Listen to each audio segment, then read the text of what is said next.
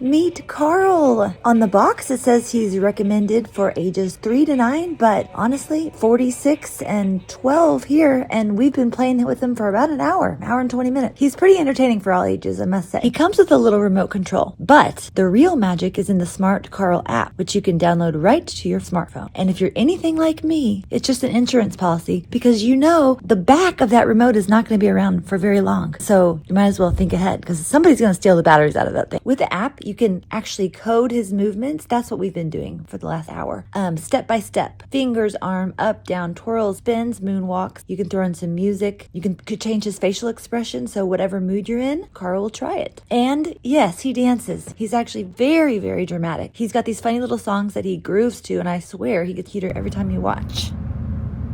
Now, Carl claims that he can detect countertop edges and stairs, but that's what the box says. I don't know if I trust him alone in a hallway, but the feature's there regardless. So yeah, Carl might be for ages 3 to 9, 12 to 43, but he's surprisingly clever, totally programmable, and honestly, a really fun robot to mess with. Until he starts messing with you. Are you chasing me, Carl? Oh, gosh. Kind of scares me.